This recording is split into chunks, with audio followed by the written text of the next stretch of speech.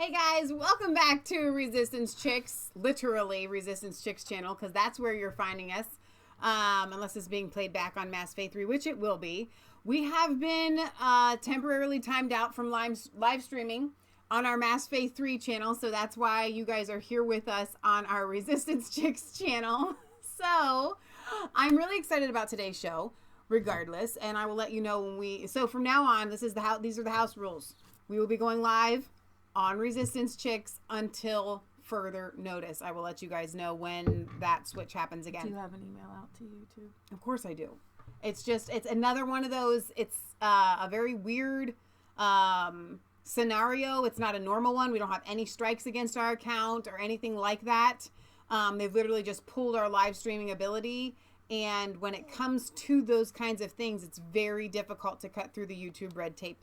I can't contest the copyright claim that happened because we don't even have a copyright strike except for last week's video from Sunday is banned in the UK.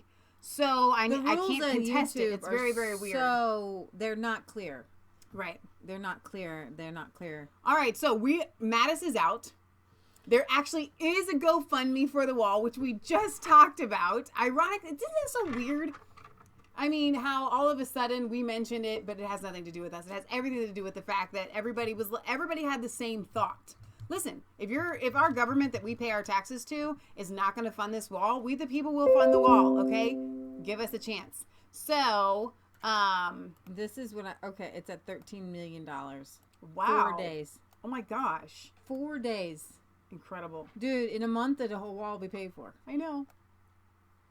It's incredible. I'm really excited about this because this is what we've been talking about. And I know that some of the neoconservatives who actually kind of don't mind big government. Okay. And I as people like a Matt Walsh or even a Ben Shapiro, they think it's stupid. Mm-hmm. They think that we pay taxes. I know. And they want our government to pay for the wall. Right. Now, here's the thing. Our government used to be funded through tariffs and donations. Right. And I'm all about, if you guys want something done, get paid for it yourself. I don't understand why that these other conservatives have this huge love for big government now. Why not just, okay, here's what I think. Here, I'm going to put my money where my mouth is. Yeah. See, that is what true conservatism should be. Mm-hmm. The liberals, they say, I want this done. I'm going to go take it from you. Right. Okay? Conservatives should say, I want this done. I'm going to find a way to fund it. Yeah. I'm going to find a way to fund it. If we want something done, then the people who want it done are the ones who pay for it. And it's kind of like Planned Parenthood. If you want Planned Parenthood funded, yeah, exactly. You donate to the government yourself and then have the government disperse those funds. You know what I mean? So you'll have to forgive me. I am with you. I'm just trying to get this out to as many places as possible since we've moved. Please temporarily. Do. Okay, so Michelle and I have always said this. Why can't we just fund the wall? Why can't we just fund the wall? So who is doing it? His name is Brian Kolfledge. He is a 3-time amputee veteran. Stop it. People were wondering, is this legit? This is really legit. Wow. Okay, the government has accepted large private donations before. And so I'm going to go ahead and play his video here. Great. Now, this really is a story about America's quintessential can-do attitude. Whether their leaders fail them, our citizens take matters into their own hands. Enter Brian Kolfledge. He's a triple amputee. I can't even tell you. Every day I keep checking this. He started a GoFundMe page for the wall, the wall that the politicians don't want to fund. And he started this just 3 days ago. In that short time, he has already raised more than $9.7 million. Now, here to tell us why he did this, what he hopes to achieve, over 13. is Brian himself. All right, Brian. Now, $5 million. The critics will say that this is just a publicity stunt. It's not going to even make a dent in the total cost, which would be at least around $20 billion. I'm not great at math, but that's a pretty tough hill to climb. So what do you say to those critics? I say that they're full of crap, and this is the United States, and we can do anything we want. And if people want to donate to that wall and give their money, they can do it. I mean, what's $80 for 60 million people? The common person can give that kind of money. And this is not just about Republicans and conservatives. Right. There's an outpouring of Democrats that are messaging me and giving to this wall fund. It's from both sides of the aisle, but you don't hear the liberal media saying that. This is America coming together. They want the wall, and they're putting their money where their mouth is, and they're funding it. Well, you've had some run-ins before with Facebook, I know, on blocking various accounts you've had, even a military beer business you had to give 10% of your profits to military charities. You're a triple amputee, Air Force veteran, and yet Facebook's had like a kind of an aggressive attitude toward you. I know you've hired counsel trying to fight them on this. Are you seeing any resistance to your postings? I've gotten a lot on my Facebook page, and I've sent them out to my friends, but are you getting any resistance at all in the social media community? I'm not allowed on Facebook anymore. My company, Military Grade Coffee Company, was outright banned. Didn't we cover this when it happened? Facebook executives told me I'm not allowed to use it. And they threatened my wife to delete her account if they catch me on Facebook. So I don't use Facebook anymore. I've gone to Twitter, and that's where people can find me. And it's ridiculous the way that these companies treat people. And unbelievable. Americans are just pissed off. They're pissed off in general, and they're mad with the way politics and politicians are handling things, and big tech, and it's a lot of problems that are bubbling up right now, and it's just a culmination of things, and Americans are just not happy. Now, why the wall? Why is this an issue for you? Well, I mean, the wall is an important thing for me. I mean, I feel it's near and dear to my heart, and it was a promise that was made to Americans, and this is a very important part of our nation, our country. We need security. We are a nation of laws. We need to enforce these laws. We can't have people coming across our border who are unchecked that we don't know who they are. I mean, we could have another terrorist attack tomorrow. It doesn't take many people to stage an attack. We need to know who's coming across that border, and we need to keep it in check. And this, like I said, this wall's in our Constitution. We need to have the wall, and Americans want the wall. What do you mean the wall's in our Constitution? Where in the Constitution? Well, you know what I mean. It's part of our nation. It's part of our laws. You're talking about our sovereignty, our sovereignty. Yeah, sovereignty. We're a nation of laws. The wall itself is not in the Constitution. Trump wall is not in the Constitution. Yeah, but I get what your point is. He made the promise, and if that wall doesn't get built, it's hard to see Trump winning in 2020. I know people don't like hearing that, but if this wall doesn't get built, I think it's going to demoralize a lot of people. We're going to have more problems.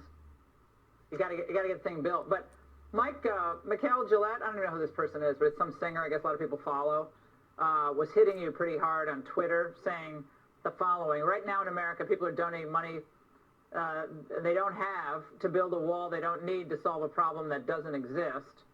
And I guess the band Airborne Toxic Effect, basically saying you're bad at math because it would take, till 2086. Yeah, you're racist, bad at math. I mean, there's no real substantive argument against why a wall may or may not work, but I'm sure you're going to get a lot of that. Obviously, he didn't check and see. I mean, that's just the liberal tactics and the liberal media. They're going to come out and attack me. They're going to come out and attack my family. It's just, unbelievable. They can go ahead and do what they want, but we're not stopping. We're going to keep on pushing through. If no matter what Congress does, if they pass this through, we're not stopping.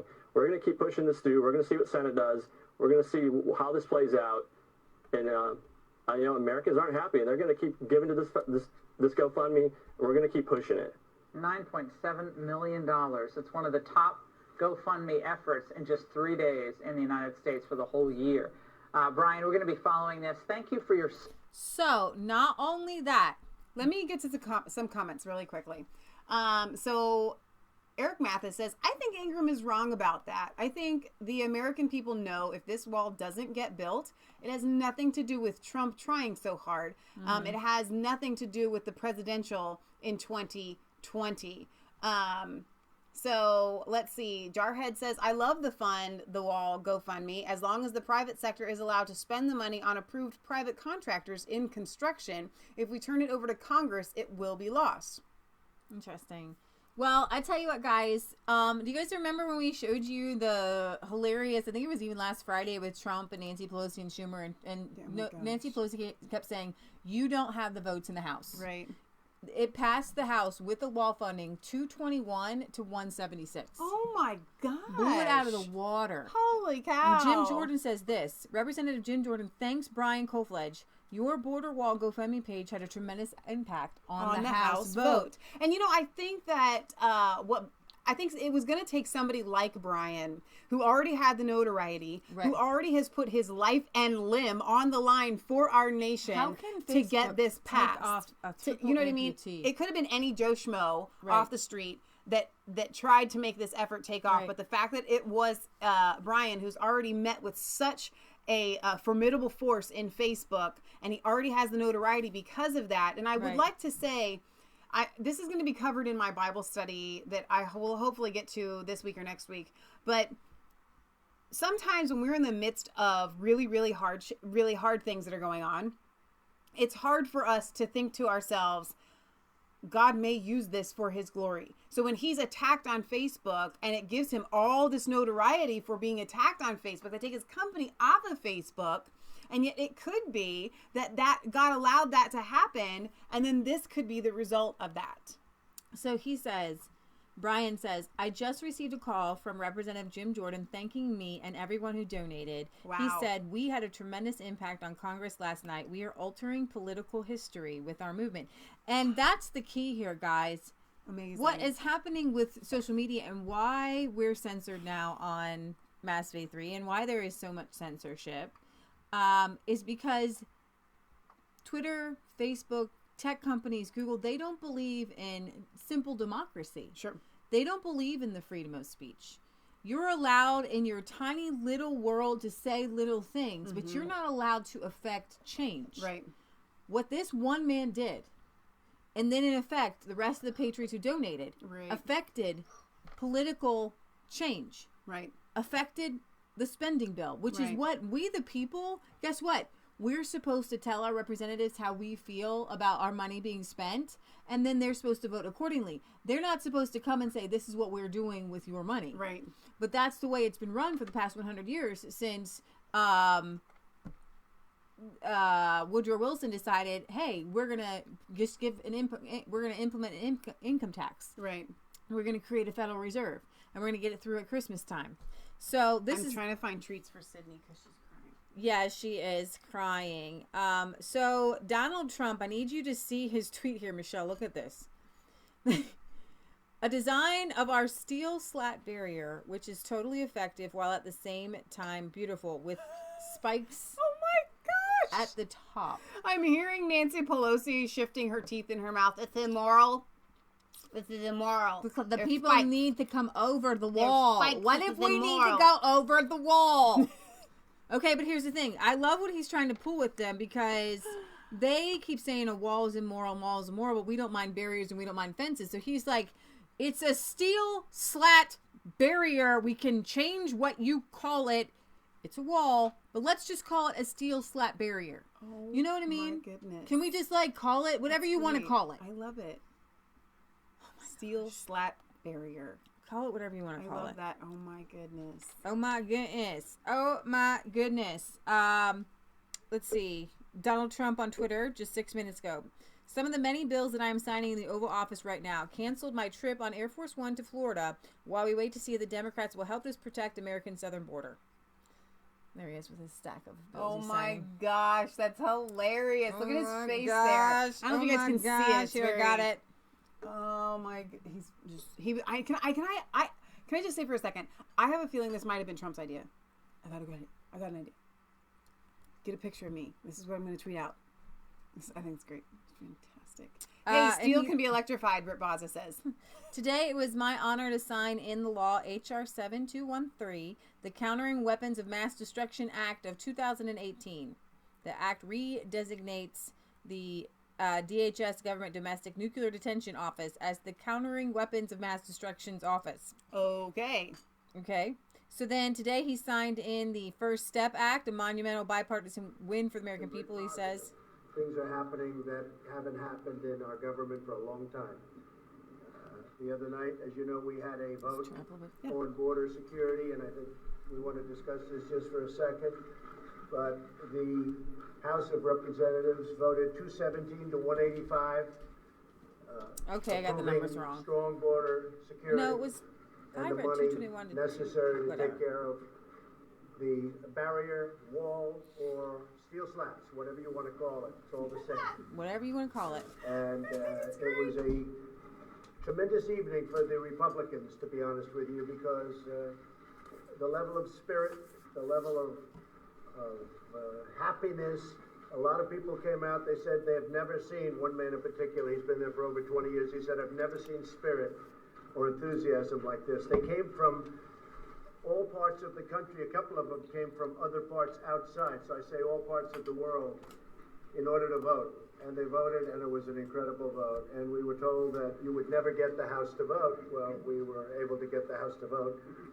And it wasn't that we did it, they did it. They were incredible. So I want to thank, in this case, House Republicans, because what they did was rather incredible. And now the Senate is looking at it. We just had a meeting with some of our great senator Republicans, and lasted for a long time. Tremendous enthusiasm for border security. And I think I can speak for them very strongly when I say they want to see something happen on border security. They want the security of safety. They want safety for our country. Drugs are pouring in, and we've done an incredible job considering we have no barrier. But drugs are pouring into our country. Human trafficking is at the all-time worst. Pause that for a second. Let's just go back to when Laura Ingraham called out the fact that that musician that I had never heard of either said that to solve a problem that doesn't exist. I'm sorry. So you think that drugs pouring into our country and sex trafficking on a massive scale coming into our country is not a problem? Are you really aware? And I actually had a comment on our YouTube channel on the video that you did, I think about Syria, and somebody had also made a comment there that was pretty similar about how, you know what, if we just and it was a complimentary comment, or I guess I should say a positive one, but they were trying to say that if we just do this the legal way, okay, if we just cut off, you know, the welfare and we give the border security people, you know, more whatever, okay, then we don't need the wall. The wall is not going to solve anything. All of these other measures will do that. Well, guess what? There's a reason why Trump is implementing those kinds of measures across the board, okay? But the wall is the only barrier that's going to stop the drugs and the sex trafficking, because guess what? Those people aren't exactly coming over for the welfare and things like that. They're not going to be put into the system to be denied. Okay. Their goal for coming over here isn't to be on welfare. It's to sex traffic and to bring in drugs. They don't need welfare money when they're getting thousands and thousands of dollars from sex trafficking and drugs. Well, but here's so that the thing. Problem won't be solved. You're absolutely right. And in the very beginning, when Trump was, inaugurated, illegal immigration was down. It was incredible, because ICE was able to do what they were called to do. Right. And you're absolutely right. I don't want a wall. I like the idea of, if I need to illegally get into Mexico, that I can get back and forth. Okay. Right. I am claustrophobic. Okay. But what I found with these Democrats and with these liberals, that they won't allow us to implement laws. They won't allow us to deport the criminals. Right. They won't allow us to, hey, there's no benefits for you if you're here illegally. Right. They won't allow us to say, you're here illegally? No, your children don't get medical help and they don't get to go to school for free. Right. Okay? There's literally no incentive that way. And I said that in my comment back. I said, you're right about all those things. If we disincentivize the people trying to cross over for all of these benefits. If you do like checks, like at people's workplaces, but then it seems racist, right? That you're, oh, hey, look at these people who don't really speak English. Can we see your green card, right? But if that's what you have to do to make sure people are here legally, then that might be what you have to do. However, all those things could be implemented, and you wouldn't need a wall. But they don't want to implement any of that. Yeah. Okay. So we need a wall. Okay. And the human trafficking problem is a problem that has gone on through the ages, but it's never been worse because of the internet all over the world. This isn't the United States, this is all over the world. So we need border security. She's got a busy and the Republicans and the Senate, as you know, are taking it up today. And it's really up to the Democrats, totally up to the Democrats as to whether or not we have a shutdown. It's possible that we'll have a shutdown. I would say the chances are probably very good, because I don't think Democrats The momentum behind the shutdown is like Republican people, right-leaning people want it. They're like, we're tired of it. We're happy with it. With shutting down the government. Yeah, we're happy with it. You know what? All you government employees, just take a little break, take a little rest, celebrate the holidays with your family. I mean, when is it supposed to shut down if it doesn't pass? Like, what's the deadline? Do we even know? For us about where things stand in the Senate, Ed. I tweeted earlier. Everyone's going to follow my tweets all throughout the next 48 hours. I said earlier that Mitch McConnell should fight for this wall as hard as he fought for Kavanaugh. And actually, it's probably more important in the long-term survival of the country. Well, remember, he only needs 51 votes. I've been talking to Senate Republicans in private. What they're saying is they're hopeful they can get to 51 votes to pass what the House Republican leaders there are talking about. Congressman Scalise and Congressman Duffy as well. But the challenge, I'm being told, is that you have Republicans like Bob Corker. You mentioned there's not a lot of traffic. Some of them have gone home already. Bob Corker told Fox tonight he's retiring from Tennessee. He's already driving home to Tennessee. That's his plan anyway. Because they're not planning to stick around. Now, will they be pulled back? Because the wall funding, we'll see. But I've talked to sources inside the White House, by the way, who tell me, think about it. Put yourself in the shoes of President Trump. He was told that we're going to repeal and replace Obamacare. He was told we're going to have wall funding. He was told that we'd eventually get out of Afghanistan and Syria once we defeated ISIS. And you go down the list, and a lot of these priorities that he didn't just campaign on and promise, but he actually won on in 2016, he hasn't been able to follow up on. Look at the tariffs. Establishment Republicans, time and time again, people inside the White House remind me, I told the president, don't do it. And Congressman Duffy will be the first to tell you that but for President Trump standing up against Canada, the dairy farmers in Congressman Duffy's district wouldn't have been helped there in Wisconsin. Yeah, so time and again, the president's instincts on these issues, Ed just took us through a couple of them, were spot on. He was pulled back from his instincts by the experts. I think some of them were foreign policy experts that are now thankfully gone, or Treasury experts. His instincts on this are right. And I want to play something for everybody. You got to watch Chuck Schumer. They're playing a big game there on Capitol Hill today. This is what he said about the shutdown. Watch. President Trump is plunging the country into chaos. And he said in front of us, he'd be proud to shut down the government. It is nothing to be proud of. The bottom line is simple. The Trump temper tantrum will shut down the government, but it will not get him his wall. Congressman Scalise, temper tantrum. I don't think.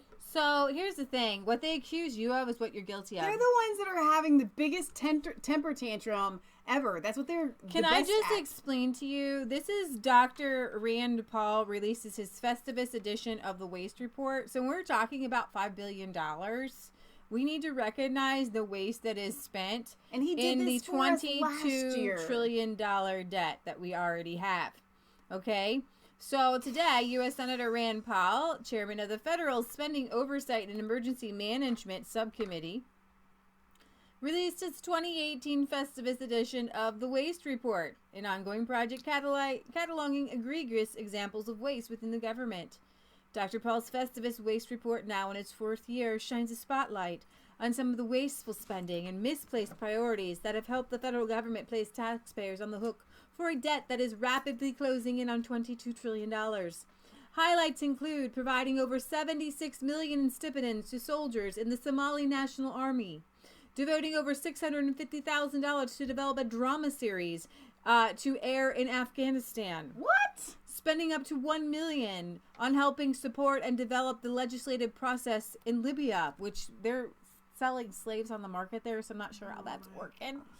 And setting aside $18 million to support tourism in Egypt. So when you put these things together, you can fund the wall. Why are we funding tourism in Egypt? Huh. That some of these things make me scratch my head, and I just have to, like, you know what? I'm gonna move on, baby. Because if I spend my whole life, it's literally like how to put a square peg in a round hole. He totals $114 million in waste. So, let's see. I want to make it bigger. Let's go over some of this because it's always awesome. I have to download it, really. Can I just go over it? His awesome Festivus report. I'm sure he, last year he tweeted them out, some of his favorites, which I'm sure he did. this year as well. I would love for us to, and we probably won't have time to do it, but I would love for us to just be able to just do a segment just on this. You know what I mean? Like a 5-minute, all right, let's cover some of the craziest things in this report. Happy Festivus! Is it 2018 over? Is 2018 over already? It was just yesterday the national debt was pushing 20 trillion, and now it's blown into 21 trillion away. You know what? When you just add a 1 to 20 trillion, it doesn't seem like it went up very far. Yeah, but it kind of does. But a trillion's a lot, y'all. Yeah. It's like a trillion. It's not like going from $20 to $21.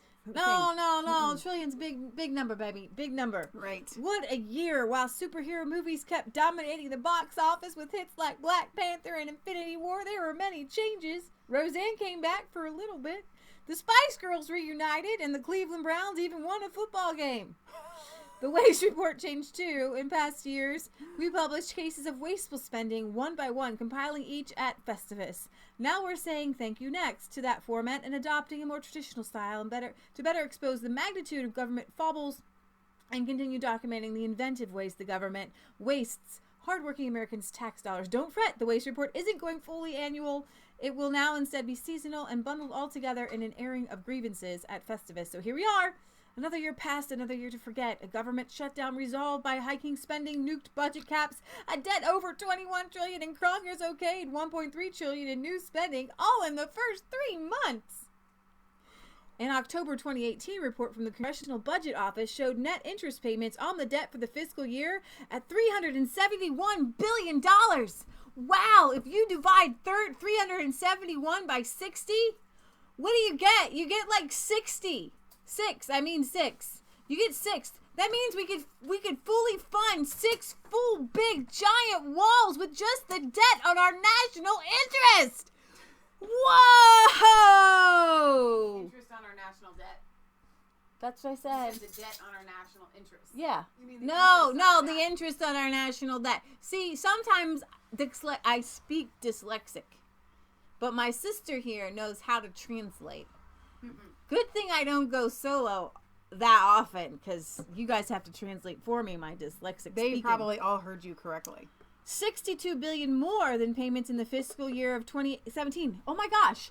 Oh my gosh. Oh my goodness. So if they had funded the wall in 2017, then the interest payments were $62 billion lower. They could have funded the whole wall with the interest payments. Oh my gosh. I am a mathematician. I should be the treasury gal, person. Okay, given such a largesse, it may seem like a few $1 million is a drop in a bucket, but to borrow from a line of credit to form Senator Everett Dickinson's $1 million here and $1 million there, and pretty soon you're talking about real money. This year, the waste report is highlighting about $114 million of wasted money. We feature an old favorite due for an update and some instant classics like the study of daydreaming. No. Yes, exactly where taxes should go, right? No matter how much federal agencies waste, politicians think they've never got enough. But if there's money to waste, there's too much already. So before the feats of strength can begin, there must be an airing of spending grievances. We got a lot of problems with federal spending, and now you're going to hear about it. So the average taxpayer pays about $8,128 in wasted. Wait, is that what he was saying? Something like that. Okay, so what else could this money have gotten us? Paved 1,000 miles of roadway, startup loans. Okay, so let's go down some of these. Here are the waste reports. So remember last year, we're still studying them. The sexual habits of quails on cocaine. $874,503. The sexual habits of quails on cocaine. You know what? There's a game called Balderdash where you try to make something up and like one thing is true and like the others are false or something like that. That one I would say would be, that's Balderdash. That's false. You cannot. Why would you study the sexual habits of quails on cocaine? Like, that's not even a thing, but it's a thing, and we spend over almost $1 million on it. Where are the people saying, hey, let's take care of, orphans and stuff?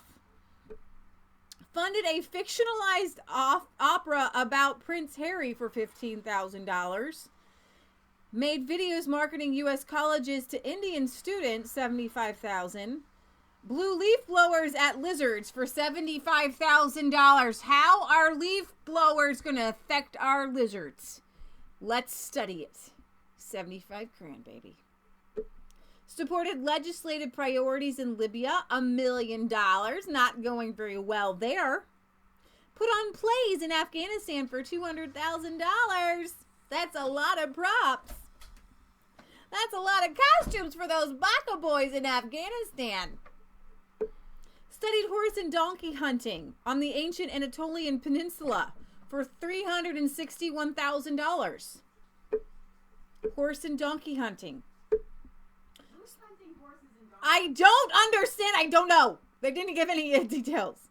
Do they mean riding atop horses and donkeys while hunting? Studied horse and donkey hunting on the ancient Anatolia Peninsula. Possibly, Michelle. Possibly. Study daydreaming for $2,488,000 to study daydreaming. Yes, yes.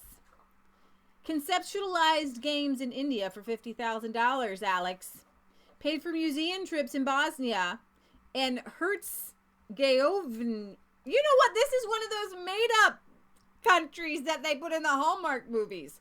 Herzegovina for Bosnians and Herzegovians. That can't be a place I've never heard of it. No way. Herzegovians.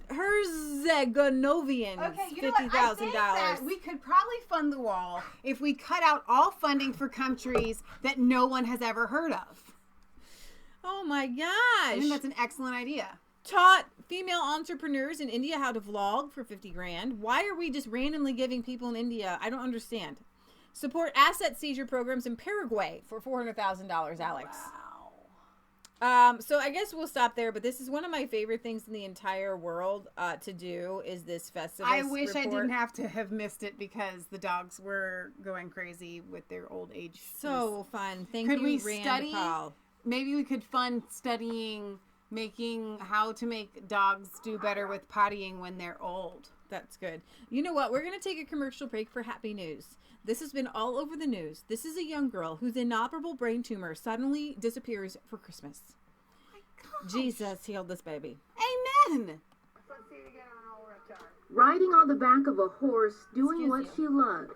She is just as active as she ever was. It's hard to imagine not too long ago, doctors diagnosed this little girl, Roxley Doss, with an inoperable brain tumor called diffuse intrinsic pontine glioma, or DIPG. It is very rare, but when we see it, it is a devastating disease. You have decreased ability to swallow, sometimes vision loss, decreased ability to talk, eventually difficulty with breathing. Dr. Virginia Herod at Dell Children says the now 11-year-old went through weeks of radiation, even though there is no cure. In August, the family held a benefit for her, and the Buda community responded in a big way. At that point, all Gina and Scott Doss could do was pray for a miracle. And we got it. Yeah, we did. For sure. Praise God, we did. Now they cry tears of joy. It was actually unbelievable. The tumor is undetectable on the MRI scan, which is very unusual. On the brainstem area, you've got, it's just all throughout. On the right side, it's, you can't see it. Doctors can't explain why the tumor disappeared. Well, Dell Children's, at Texas Children's, at Dana-Farber, Johns Hopkins, and MD Anderson all agreed it was DIPG. From no cure to no trace, the family says now they only have God to thank. Every day, we still say that. Like, it's just kind of our family thing that we're like, God healed Roxley. We didn't know how long she would be healthy, but look at her, she's doing awesome. Holy cow! I love commercial breaks for miracles of brain I disappearing. It reminds me of that movie with Queen Latifah where she says she has a brain tumor, but it's not really a brain tumor. She goes and does all these things, and then it comes back. You don't really have a brain tumor. You That's get a really back, but fun this movie. is like for real. Yeah, absolutely. All right, so we're actually not done. We're talking about the wall. It's so much fun. So President Trump trolls Pelosi after House passes spending bill with border wall funding. I love it. Yeah, here he is. He says, "Thank you to their great Republican members of Congress for your vote to fund border security and the wall. The final numbers were 217 to 185, and many have said that the enthusiasm is greater than they have ever seen before. So proud of you. Now on to the Senate." Soon-to-be Speaker Nancy Pelosi said last week live from the Oval Office that the Republicans didn't have the votes for border security. Today, the House Republicans voted and won. Nancy does not have to apologize. All I want is great border security. He's not asking for an apology. So this is funny, and we can go with it. Good. We can run with it. All right, we talked about the GoFundMe. So all right. So the final thought on this is that according to Laura Ingram's countdown yesterday when she did her show, we are looking at a midnight tonight deadline for the Senate have passed it. I'm going to get to, let's see, here's the spice. You guys are just joining us. It's a steel slat with giant spice. Oh, my goodness. Chris Holman says, I was listening while I'm driving home and I just hit an owl. I don't think that's good luck, son. Okay, we don't believe in luck. I'm just kidding. Pray for it. Yeah, pray for it. Do you need to pull over and do what I did with the deer? Okay, so here's what happened. Ready? The Senate passes vote and approves a motion. I know you could go to jail for that. It's not endangered. Just leave it. Yeah, leave it. Approves a motion to bring bill to the floor. A Democrat Doug Jones votes yes, and Vice President Pence breaks the tie because guess who flaked out? Republican Jeff Flake. Oh, you know. All right. It's really unfortunate. Maybe you should just not Mitch try public McConnell office is when you have that speaking. kind We of promised to listening. bring that to you live. Here he is, the Senate leader. Disaster relief and border security. Within the Republican conference, there is strong support for the president's reasonable request for more resources to tackle the urgent situation at our southern border. Republicans support the House-passed bill, which includes additional border security funding, and we're also, however, eager to complete the remaining appropriation bills, which the Senate has already passed. However, obviously, since any eventual solution requires 60 votes here in the Senate, it's been clear from the beginning that two things are necessary. Support from enough Senate Democrats to pass the proposal at 60, and a presidential signature. As a result, the Senate has voted to proceed to legislation before us in order to preserve maximum flexibility for productive conversation to continue between the White House and our Democratic colleagues. He's got so much life in him. I know. He's just so enthusiastic. But here's the thing. They voted to vote. Like, That's great. I love when they do that. Here's the thing. They can have a nuclear option, and I'm not exactly sure why they wouldn't do this, but you can go against the filibuster, and you can just get a majority vote. If you have 51, then you're good to go, and it passes. However, but like tradition says you have to have 60 votes. So McConnell says he's going to stick with, whatever that's interesting. and wait for their 60 votes. Rip Ozza says it wasn't good luck for the owl, and I thought that was kind of funny. Yeah. But I feel sorry for it. We're still talking about the wall, not quite done talking about the wall. I think I have a couple more articles. So here's Stephen Miller discussing the wall here. The border wall. The Democrats are about to become the majority in the House of Representatives. Are you willing to come up with some sort of compromise right now to prevent 900,000 federal workers, including 400,000 or 500,000? Okay, can we just reframe this argument just a little bit? It's $5 billion. It's not very much money. So here's the thing with usually with budgets, it's like what, do you want to add? What do you want to take away? And the Democrats are all about spending. They don't care to be spending about anything. They don't care about spending. So the onus is on them. The pressure's on them, not the White House. Right. And law enforcement types from they will no longer get their paychecks as of midnight tomorrow night if there's a government shutdown. Because of the Democrats. I'm not going to negotiate here on air, but I would answer that question very simply. If Democrats don't want the government to shut down, support border security. It's that simple. You know, I heard earlier you were discussing the steel slat barrier. What that's referring to is the Border Patrol's preferred method of building a physical impediment to illegal entry, which are baller steel. Are you talking to Democrats right now to come up with a compromise before midnight tomorrow night? The Democrats, all they need to do is support border security, and the government will be funded. But that barrier we're talking about is what the Border Patrol The Democrats support border security. They don't support $5 billion Could you identify, Wolf, for me some of the kinds of border security you're saying the Democrats The Democrats all say they support border security. Like what? Where they disagree with you, they voted against Kate's Law. They voted against ending sanctuary cities. They voted against supporting MS-13 gang members. They voted against supporting violent criminals. They voted time and time again against a physical border wall to stop illegal entry. I mean, where is the evidence that you keep asserting they're for border security? They haven't been. They oppose closing loopholes for asylum that flood our system with meritless claims. I want to move on to another sensitive issue. Release. I'm just saying. He doesn't Wolf doesn't have a rebuttal to any of that. Government will be funded as long as Democrats make good on the rhetoric you cite. But what if there's no $5 billion in the legislation between now and tomorrow night?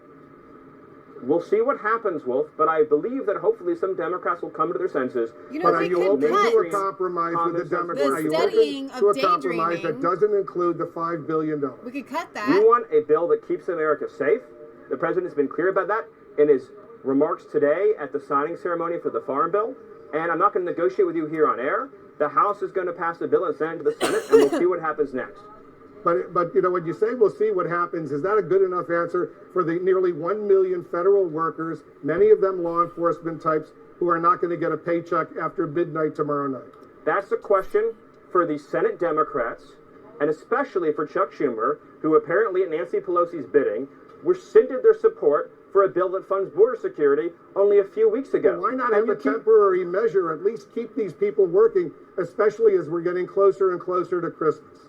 Because if the bill doesn't fund border security, then it can't keep America safe. In other words, this isn't just an issue. Is another month or two going to make much of a difference? You know what, Wolf? It makes a difference to the people that get killed by illegal immigrants who are drinking and driving, or who get assaulted by gang members that come across the border, or who lose their jobs to illegal competition. It makes a difference to all of them, Wolf. I'm just saying, you got a couple of months at least. Dude, who is that guy? Stephen Miller. He's a Trump speechwriter. No, well, my goodness. I like Stephen Miller. He's great. CNN should not have him on for their own sake. So at 5:48 today, updated lawmakers close to deal as government shutdown looms over border fight. Congressional lawmakers are close to reaching an agreement on how to proceed on a short-term spending bill as a government shutdown looms over Capitol Hill. Tennessee Republican Bob Corker told reporters on Capitol Hill on Friday that senators reached an agreement on how to proceed on a House-passed funding bill. The House's bill grants $5.7 billion in border wall funding, and President Trump has threatened to veto any bill that does not adequately fund the wall. You'll see shortly. It's going to happen in the next 30 minutes what the agreement is going to be. So let me just see. That was about 30 minutes ago. I want to make a point that keeps going over in my mind. You know, every family does budgeting, okay? And we all make decisions. Let's say a family has kids and money gets really tight and you're spending, let's say, you know, 10 grand a year for private education, okay? If money gets really tight and you didn't anticipate having to replace your septic system or something like that, and you have to make a decision. All right, you know what? We're not going to, the kids, we can't afford the private education. We literally cannot afford it. They're going to have to go to public school. Now, you and I know we would be against that, but I'm just using it as an example. That is not what we're talking about here with this government shutdown. There are many things that are frivolous, okay? More like, you know what? We're going to cut out the sports package on our cable, or we're going to, you know, cut out the jacuzzi that we wanted to buy. You know, like we're going to cut out extras, fluff that have nothing to do with anything. We're going to cut out buying that brand new sports car that we don't need. Okay, we're not talking about a decision where the Democrats have to say we can't send our kids to Christian school or we can't poo. All right, like It's not that kind of decision. That's not what we're looking at. And the Democrats are acting like it is. And that is what makes them like little childish children. They're saying that Trump is going to shut down the government. No, you who will not cut out this pork spending of funding, daydreaming, and sending money to people in India for, and what was the thing with Egypt? What was it? Tourism. Giving money to, I think it was 18 million. Help tourism in Egypt. Those are the kinds of things that you could cut out and fund the wall. Okay. These Democrats are not thinking. No, they are thinking clearly. They know exactly what they're doing. They are trying to make a point to get their agenda passed. They're not saying that the money isn't there. They're saying we don't want it. Right. It's like that simple. Okay, so we're going to move on from the wall because I think that we're kind of at the same impasse where they passed to proceed. They're going to still talk about it. Oh, okay. Okay, so Justice Ruth... No Starbucks, no HBO, no Cirrus. Thank you. Bader Ginsburg has... when she fell and broke her ribs or whatever, they found lung cancer. So they went in and they took 2 nodules of lung cancer off, but she still was able to vote from like the hospital or whatever. On going and Chief Justice Roberts voted against Trump. No manicures. Sorry. Chief Justice Roberts, by the way, he's a young guy and he's going to be in there for a long time. But he is more Democrat, left leaning. He the final vote for Obamacare, the final vote for gay marriage, and now a final vote against Trump, his new asylum law. Yeah. That they voted against that. They voted it down. So that's fun. So you know what I would like to do, and you're going to get really mad at me? This necklace is so pretty, and I can pull it up higher so that they can actually see it. Oh, my word. What is this? We don't have commercial breaks to say, hey, let's fix your necklace live on air. But oh, my word. I love you. I love my sister. I love my sister so much. It's so weird. I feel weird. Isn't that nicer, everybody? Okay. All right. Can you stop touching me now? I love you. Roberts joins liberals, thwarts Trump bid to enforce new asylum rules. And so I don't really want to talk about that because you know what? We have a lot of bad news and it is what it is and I can't do anything about it. So for now, if it's really important, I need to talk about it. This is what I need to talk about. It's really important. You guys remember Roy Moore? Yeah. We covered his campaign to take Jeff Sessions' seat in Alabama like there was no tomorrow. Mm-hmm. And the Democrats came out hard. Doug Jones, he actually voted, was the one Democrat who voted for for the House passed spending bill. Mm-hmm. He has a very vulnerable seat there. If he wants to keep it, he's got to make Alabamans happy. So, but Republicans, Flake, I guess, and Corker voted against it, and so did Joe Manchin. We're supporting Roy Moore over how much Russia really influenced the results of the 2016 presidential elections. One detail put the entire controversy in perspective. Democrat operatives spent an identical amount of money on their project to create a Russian bot false flag campaign in the 2017 Alabama special election. So, I don't know if you guys remember with Roy Moore, they ripped the guy's character to shreds by saying that he had these affairs with, not affairs, but that he went after younger women when he was younger, okay? And there was one specific young lady whose story didn't actually hold water. She was mental at the time, okay? It doesn't hold water with it. Do you remember the yearbook signature? It was completely bogus, right? They go after this guy. They tell everybody that Russia supports Roy Moore, and that's why all of these, Russian bots are following Roy Moore. And now it turns out that it was an American company that just made it look like Russia was supporting. I can't say that with Roy Moore. It's too much war. Okay, supporting Roy Moore, and it's like, for these people, it's easier to ask for forgiveness, which they won't do, than for permission. They will just do the wrong thing to start going right out the gate. They don't care. It's like in a court of law, and I say this all the time on our show, a lawyer will say something and then objection, and the judge says sustained, and the lawyer then says, no, I retract my statement. You can't retract what you just said to the jury. It's over. It's over now.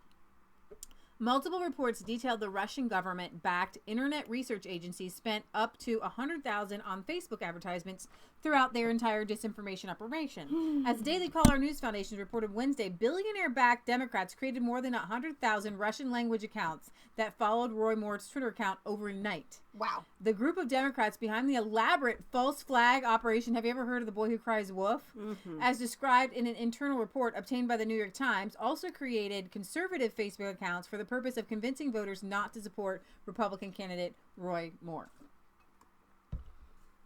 Kenneth Goforth says, China is the real problem. Russia has done nothing but try to help. They only scream Russia because, like Mike Flynn, Putin knows where the bodies are buried. Very good point. So it, to me, this is just goes to show you how false the whole Russian propaganda thing was, and it's pretty sad. They're willing to defame any person's character. And how can you trust anybody now who says, "Ooh, it was a Russian bot"? No, the Russian bot thing has to die. They can't pull that trick out of their hat again. Right. We've seen it. We know the illusions behind it. Here's another commercial break for weird and wild news. Okay, I like that. Another commercial break for weird and wild news. Amazon's Alexa goes haywire, tells customer to kill your foster parents. One of Amazon's newest projects is researching ways to make Alexa a more human-like communicator for customers, but sometimes the virtual assistant's language comes across as creepy and offensive. News research is making Alexa better mimic human response, as Rodgers reported Friday, citing people familiar with the matter. The research sometimes results in awkward moments for people who frequently interact with the device. One user, for instance, was surprised after Alexa said, "Kill your foster parents." It's not an isolated incident, according to Rodgers. There's also instances of Alexa chatting with users about graphic sex acts and dogs defecating. The report also showed sources noting that a hack of Amazon traced back to China likely exposed some customers' data. Okay, but here's what I want to know. With this AI that Alexa is supposed to be, and you kind of have the same thing with Siri for the Apple users. How does, within the AI, any response of kill your foster parents enter into that algorithm, into that auto programming? I don't know. It almost feels like it's planned. Yeah. Speaking of planned, also in weird and wild out there news, Planned Parenthood is now being accused of mistreating pregnant employees. In the category we call oxymoron, the Planned Parenthood allegedly discriminated against a number of pregnant women, according to claims levied by women in a New York Times article. I would like a dry erase board. I want to put weird and wild news, and then I want to put a category. Is a New York oxymoron. Times article. Wow. A New York Times article. It's Daily Caller talking about the New York Times article. Current and former employees said the abortion organization fired, refused to promote, and mistreated pregnant employees or new mothers. Because it's bad for business. You're carrying your baby. You want to tell me why you think you should carry yours and I shouldn't carry mine? Yeah. Because you're bitter than me? Because you love your baby more? Is there a baby inside of you? Or is it just a clump of cells? And how do you work at Planned Parenthood and and have this excitement as a pregnant woman about your baby being born, and then tell somebody else it's just a clump of cells? I'm really excited about this clump of cells. Do you guys know how amazing pregnancy is? The fact that this baby is literally growing inside of a person. It's like, and so it changes a woman. You say that they're glowing. It's like this beautiful thing. So they're like really happy. Pregnant people who want to have their baby are really happy. Yeah. I'm having a baby. It's why they call it's like it really that. bad. They call it that special glow. Yeah, so it's really bad for business if you're happy having your baby, right? Because you're supposed to really be upset about having a baby to go to Planned Parenthood, like really upset. Oh my God. So Planned Parenthood said it will investigate. Internal investigations as good as the Catholic Church ones. The allegations and evaluate its paid maternity leave program. It's paid maternity leave program because you know what? It's bad for business. Just get out of here. Yeah, we don't want you. We don't want your kind here. Go, baby. We don't want your kind here unless you're paying your baby to, which most of its clinics do not have. Most of its clinics don't have a paid maternity leave. And maybe they're gonna try to get one because maybe if they're pregnant, maybe just pay them to go away. Again, from Kenneth Goforth, he says, "A Planned Parenthood, my behind. Unplanned Parenthood describes it best. Planned Parenthood is for those planning to have, not children not to abort, planning to have children, not to abort them. Kelly says pregnancy is beautiful. A number of former and current Planned Parenthood employees claim the organization mistreats and discriminates against pregnant employees and new mothers. Former Planned Parenthood employee Talisa Hairston alleged the abortion organization didn't allow her to take breaks during her pregnancy, which a nurse recommended because of her high blood pressure. Wow. Hairston said she sent a number of requests to Human Resources and included notes from her nurse at Full Circle Women's Health. Hairston became sick after working a long shift in March and went to the hospital a few days later where doctors performed an emergency C-section, she said. Hairston says she joined the organization because of its mission. Planned Parenthood helped me give women a voice to do what they wanted with their bodies. She resigned. But not have a baby. Yeah, she resigned in June following Planned Parenthood's alleged mistreatment. I didn't think to get into the medical field to be treated like this. Planned Parenthood's regional chief executive, Vincent Russell, denies Hairston's accusations. The former director of Planned Parenthood's clinical services in White Plains, Tracy Weber, sued the organization in 2009 for discrimination. The New York Times reported she was fired 4 weeks after giving birth. A Planned Parenthood employee at a clinic in New Rochelle, New York, said her manager ignored her doctor-recommended request for breaks while she was pregnant, asked her to delay maternity leave, and pressed her to return to work early. A medical assistant at the clinic was fired in May, the same day she returned from maternity leave, according to a human resources manager. It was looked down upon you to get pregnant. A former Planned Parenthood employee, Carolina Delgado, who worked at the clinic in Miami until 2012. Another former and current employee corroborated Delgado's account, according to the New York Times. Supervisors discriminated against pregnant job candidates.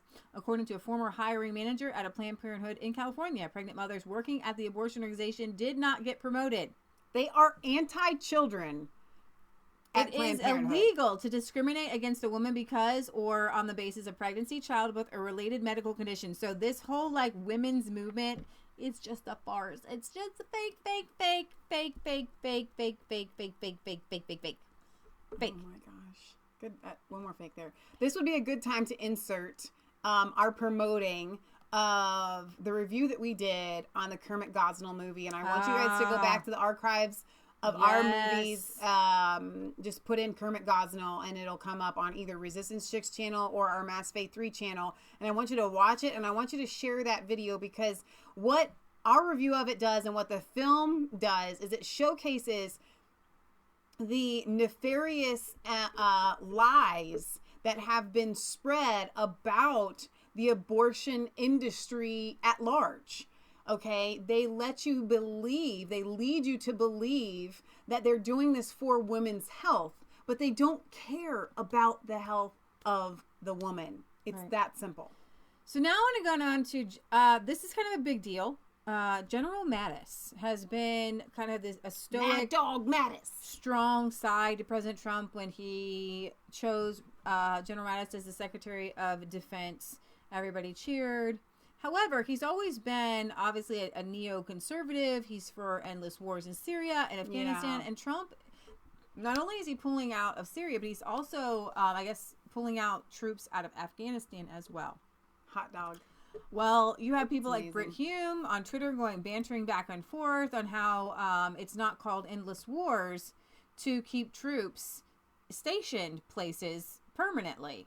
But as other people were pointing out, and he gives an example, it's a horrible false example of South Korea because, like, we're invited to be in South Korea. Right. Can I pause you right there? I'm pausing. Only because friends in our life actually do take preference. I love all of you on our show, but when we have personal friends that come on, I want to go back to a comment from Hillary. And she says, "Hi, ladies. This is about the abortion thing." Hi, Hillary. We love you. She says, "Hi, ladies. A friend confessed to me recently she had an abortion several years ago. They did not make sure she had the medicine she needed, and she started hemorrhaging when she was sent home. They did not care about women's health." Oh, my gosh. She says, "Love you, too." I hope, is she okay? That's the real question. Awful. She had to probably go to the hospital at her own expense. And that's just the thing. That's the thing with Planned Parenthood is they don't care about women. They want you to come in, do the service. They're not an actual medical facility because the Hippocratic Oath is first do no harm. Right. So when you don't have that as your, single outlook first and foremost, first do no harm. Everything beyond that is, I don't really care. I don't care that you get medicine. I don't care that you go home and you start hemorrhaging. I don't care. It's just a job to me. Right. That's what it is. Yeah, and they usually only have like one doctor, even if that, on hand. Hillary says, yes, praise God. She did end up going to the hospital. Okay. Wow. Yeah. Good for her. Yeah. So that's got to be so terrifying. So absolutely terrifying. You know, and women have died. That's Gosnell. Yeah. Women die. You know, is it worth your life too? Right. So thank you for that, Hillary. Thank you very much. Yeah. Merry Christmas. Merry Christmas. Establishment meltdown. Is she on her Christmas list? Are you sending her a card? Yeah, you're going to get a card. Establishment meltdown after Mattis' resignation. Talk of impeaching President Trump. Coups and suicide. So, I read an article today that said that General Mattis was considering a 2020 presidential run. But, no, I'm not even kidding you. No, that can't be real. Because he butt heads with Trump. He tries not to let people know how badly he disagrees with Trump. How can you have somebody working for you when they want to run against you in 2020? And so there's an internal non-disclosure agreement that somebody released, I believe it was to the Gateway Pundit, that showed they're talking about a 2020 run or possibly a 2024 run after, because the optics don't look real good. And would he run as a Democrat or Republican? Because he's not. He says he's neither. He's like an independent, but it doesn't look good for Democrats to have a war hawk as a Democrat. So he'd probably run as a Republican. That just goes to show you how they trick you. Like with George Bush running as like, I'm going to get the Christian vote and we're going to go all war mongering and Christianese and Christians go and kill people around the world. You know what I mean? Like that's not a thing. And go ahead. We're trying to pull, I love like Cassandra Fairbanks and a lot of these people are trying to pull and change this whole Republican Party because they're trying to work within this system, right? And say, listen, you two are the same party. And the reason you say you want border security, you say you want to keep, people safe, but when it comes down to it, most of you are Democrats. So nothing is really going to change with the House changing or things like that. At least that's what I keep telling myself. Keep positive, right? Got to stay up, chipper.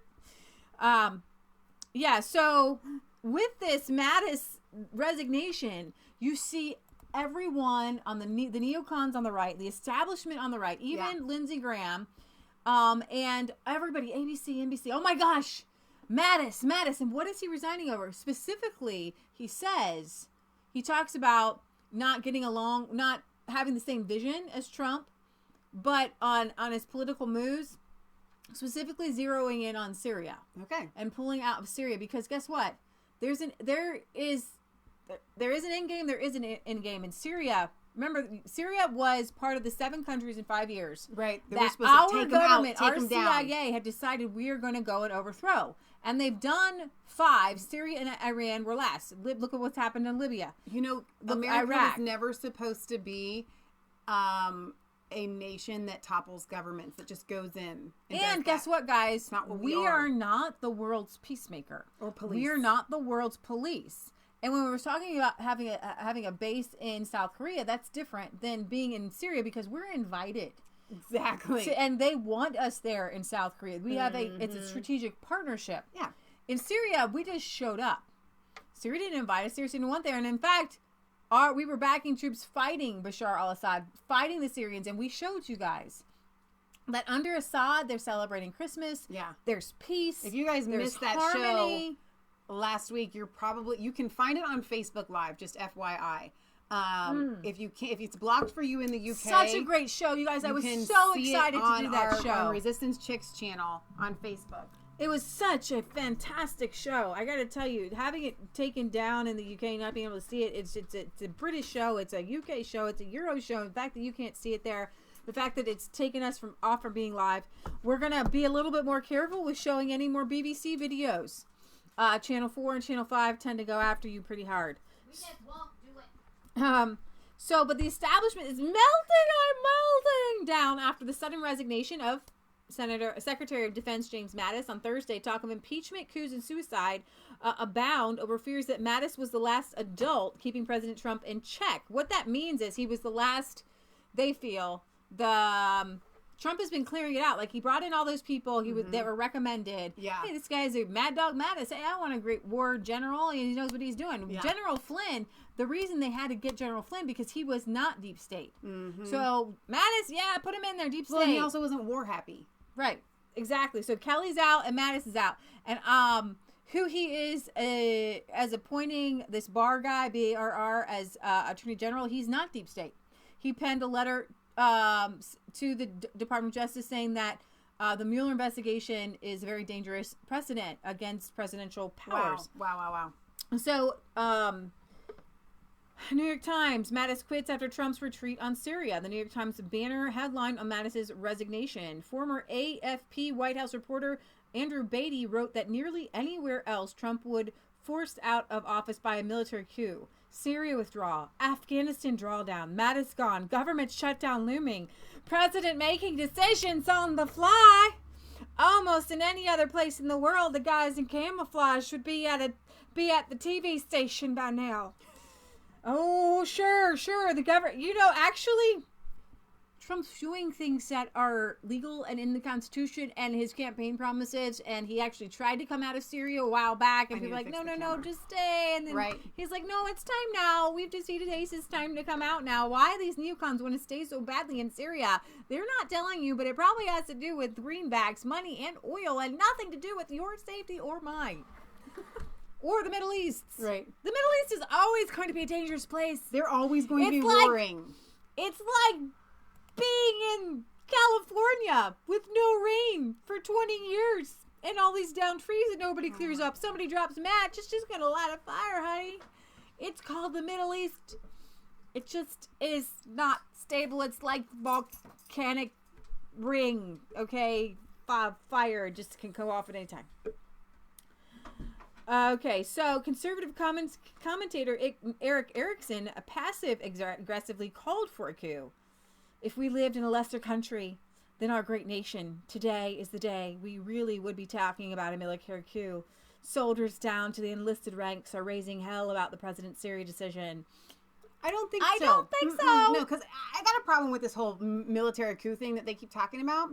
You do know that President Trump, his approval ratings amongst troops outweighs Barack Obama's ever. I mean, I don't even know what the percentage is. It's ridiculous. The troops love Trump. Do you know what? I'm going to tell you something.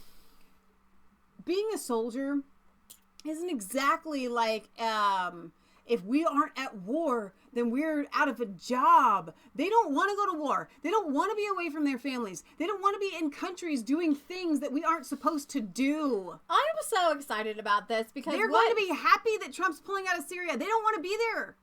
I'm so excited about this Mattis resignation thing because here's the thing. He had 2 years to try to work it out with neocons and deep staters. Okay. And he's learning. Like Jeff Sessions, in my opinion, in my humble opinion now, he just came in with his little cherry face and Alabama accent and said, you know, he was so anti-Hillary and he said all the right things, but the way he's actions, I mean, he was, you know, pro-ICE. It really confuses me. But I'm just wondering, because his actions say that because he was one of the first senators on the bandwagon with Trump when it didn't look like he was going to be the nominee, I think. Mm-hmm. If he put himself there as a Pied Piper, like, I'm going to support this guy, Pied Piper-like, because he'll lose to Hillary. Right. And this is what it is playing out like. I don't want to believe this. I don't, okay? But I'm thinking that behind that Southern smile and that anti-Clintonism, sometimes, guys, people can talk outside both sides of their mouths. Right. And I'm convinced that a very large portion of Republicans in the House are Democrats. Absolutely. And senators as well. Yeah. Like, they run as Republicans, but they don't mean to be Republicans. If you have an opportunity to win a seat in your state and you don't have moral convictions, you're just going to go with the wind. Okay, right. Whatever gets me elected, that's fine. So foreign policy Pentagon reporter Laura Sigelman wrote, the press corps is contemplating suicide. She says, I think I speak for all national security reporters tonight when I say I'm about ready to jump off a cliff, but at least I already wrote the Who Will Replace Mattis story 2 months ago. The Washington Post's Jennifer Rubin called for Trump to be impeached and removed from office. It is time for Senate Republicans to seriously consider removing Trump in the event the House moves to impeach. Trump is a menace to our democracy and national security. Remember when we were Tomorrow's talking about having the darkest day of the year. The Mattis departure could be could we be seeing the first steps of a coup? Oh my gosh, with the coup. Like, seriously, you don't have a military backing and supporting your coup. If you're leaving, you don't get to do coup, because we have a constitutional way to do a coup. Yeah. And you have to be part of the cabinet to coup it. Okay, so if he's resigning, there ain't no coup, baby. Ain't no coup. We don't have military coups in our country. One flew over the cuckoo nest. Oh my gosh. Oh my gosh. Will Trump hold firm on Syria? Pat Buchanan says, "We have defeated ISIS in Syria. My only reason for being there," wrote President Donald Trump as he ordered the withdrawal of all U.S. forces from Syria, stunning the U.S. foreign policy establishment. Trump overruled his secretaries of state and defense and jolted this city and capitals across NATO, Europe, and the Middle East. Yet, Trump is doing exactly what he promised he would do in his campaign. And what his decision seems to say is this: "We are extricating America from the forever war of the Middle East, so foolishly begun by previous presidents. We are coming home. The rulers and peoples of this region are going to have to find their own way to fight their own wars. We are not so powerful that we can fight their wars while we also confront Iran, North Korea, and face new Cold Wars with Russia and China. As for the terrorists of ISIS," Trump says, "they are defeated. Yet despite the heavy casualties and lost battles ISIS has suffered, the collapse of the caliphate, expulsion from its Syrian capital Raqqa and Iraqi capital Mosul, and from almost all territories it controlled in both countries, ISIS is not dead. It lives on in thousands of true believers hidden in those countries. And like Al-Qaeda, it has followers across the Middle East and inspires haters of the West living in the West." And I think that this is the thing, that you can never defeat ISIS. You can never defeat the Islamic State. And it's, Michelle, this is like cognitive dissonance at its peak, because they want to stay in the Middle East because realistically they know that people who follow hardline Islam they're never going to change ISIS. Right. And the war against the Islamic terrorism in our lifetime can never be defeated. It can only be defeated by God. I have to be honestly, that is the only way it will ever be defeated. It cannot by bringing the gospel of Jesus Christ militarily and winning these people over to a different ideology. And remember, the world was already moving in that direction, right? Becoming less hardline is Islam in Iran. And even in Afghanistan. Right. And our CIA went and put people in power that were hardline Islamists. Mm-hmm. And we'd prop up Saudi Arabia because of the petrodollar. And so this is unwinnable, and billions of dollars have been spent. And Afghanistan isn't going to change. We're not going to fight it. I mean, they rape little boys. They grow 90% of the world's poppy, which turns into heroin, which kills my friends. Now, wasn't it Afghanistan that Rand Paul had specifically tried to get a bill passed saying, listen, we're not going to be funding anything in Afghanistan so long as, or if, they have these sex slaves. And so the fact that Trump has already is walking back troops in Afghanistan, in addition to Syria, gives me hope that he's listening to people like Rand Paul. I know. If Trump takes somebody like Rand Paul into his like kind of cabinet and personal advisement and the things that he's saying, I think that we can't help but keep winning. Yeah, so Ben Shapiro last night, when Trump said he was going to pull some troops out of Afghanistan, like half of them, I believe, like 7,000. From what I understand, Ben Shapiro's like, your dad is using your Twitter account again because Rand Paul praised him. And I said that's fantastic because Rand Paul is a hero. He's a national hero. But I want to make something clear here. ISIS is a Sunni terrorist organization, and as such, it detests the Alawite regime of Bashar al-Assad and Hezbollah and Iran, both of which are hated by ISIS as Shiite heretics. Now, remember, guys, this is why the Middle East is so explosive, because not only do they hate Westerners, but they hate each other within themselves. And I just talked about this in my Bible study last week between the Sunni and the Shiites. And within them, it is the infighting there is pure hatred. They hate each other just as much as they hate, you know, what do they call us? The kafir. Yeah. So, of course, there are the Kurds there in Syria as well, and the Kurds lose out on this, and Turkey could definitely try to go into Syria, and it's going to keep, it's always a thing, guys. Iran, Saudi Arabia's in Yemen right now, right? So there's a lot of things happening. So I want to get to a couple of comments really quickly. Let's see, Deacon Desmond on Facebook says, I gave to the wall. I hope you all did too. Awesome. He said, President Trump is the best thing that's happened to all of the USA in years. I'm so proud to be an American who's a black conservative Christian. Really? Earthquake. We're going to start doing that from now on. Hold that. But I like what Wendy says also. She says, soldiers get to come home for the holidays. How is that bad?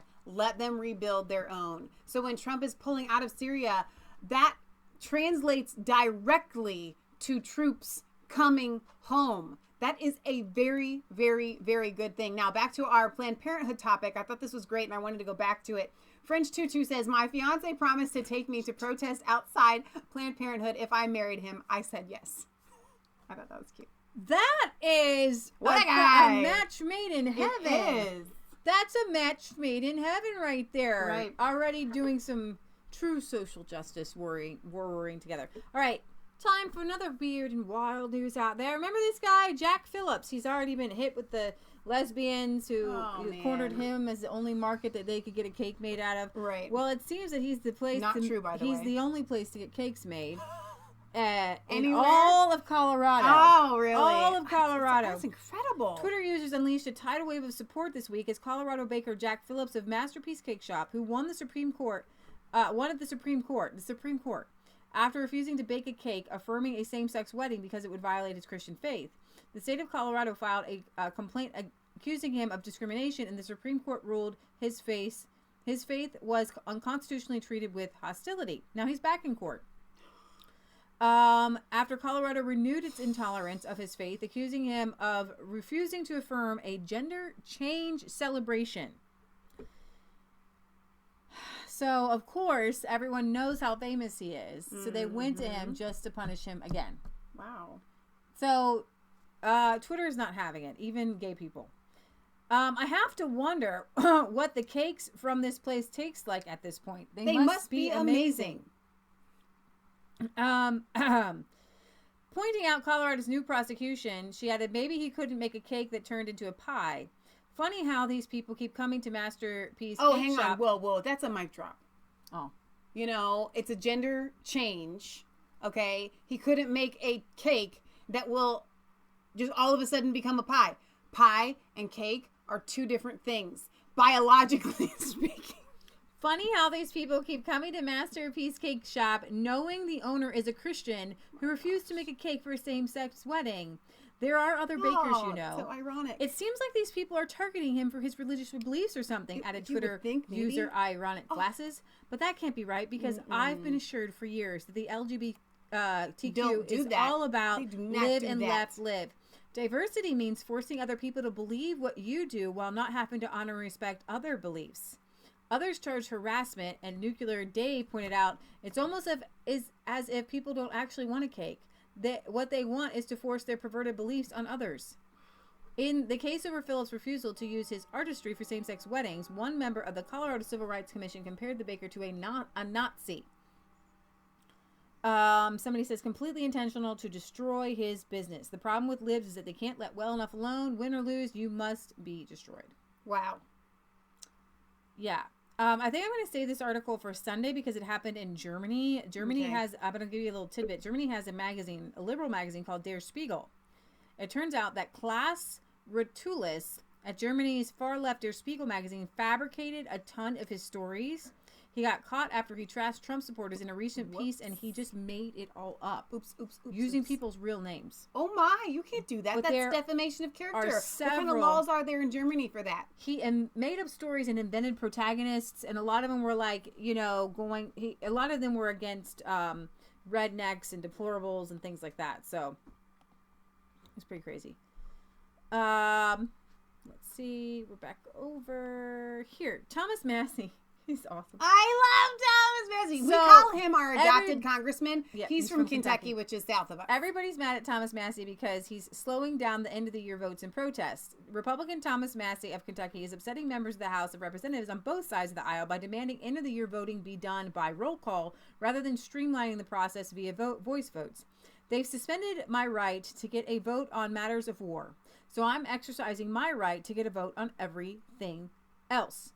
He told the Daily Caller News Thursday, referring to a resolution he co-sponsored in September, which would withdraw U.S. support from Yemen, which the Senate actually did. Under the War Powers Act, the Yemen resolution would require a vote within 15 days. However, the resolution was ultimately disposed of after Republican leadership tacked a rule onto legislation removing gray wolves from the endangered species list. The rule declared that the War Powers Act did not apply to the Yemen resolution. Massey and co-sponsored Democratic Representative Roy Khanna of California tried to revive the resolution in December, but rather than use arbitrary legislation again to deprive the Yemen resolution of privileges under the War Powers Act, House leadership moved to prevent any resolution from receiving privileges under the War Powers Act until the end of Congress. A provision was buried in the Agriculture Improvement Act of 2018, more commonly referred to as the Farm Bill, which denied a floor vote on any war powers resolutions, limited the U.S. involvement in Yemen. What does that have to do with farming, by the way? It doesn't. It was literally to get it so that they couldn't vote on his act, on his War Powers Act. This is ridiculous. In response, Massey has been, and this is Republican leadership, by the way. In response, Massey has been objecting to voice votes in the House and requiring legislation to be voted on through a roll call. The move has reportedly infuriated various members of Congress since it slows down the passage of bills. House members furious at Thomas Massey right now. Several have expressed their displeasure with him. He's making them take many roll call votes rather than quick voice votes as a way to protest GOP leaders denying vote on a resolution to pull U.S. support from Saudi-led war in Yemen. Hot dog. I love Massey. Oh my gosh. He acknowledged the backlash from his fellow lawmakers, tweeting that his colleagues were annoyed to record their positions on 10 bills tonight, which he stated was mainly because doing their jobs made them late to dinner and parties. So I'm happy. He also noted that it only takes 5 minutes per vote, by the way. Exactly. So it was an extra 50 minutes on 10 votes. Exactly. Sydney, I just gave you a really fancy busy bone. Like, it's big and expensive. You could chew on that instead of crying. No, she did not. Did she drop it? Eat it that fast. What? It's gone. No, it's not. It's right there. Okay. Work on that. She might need a hug.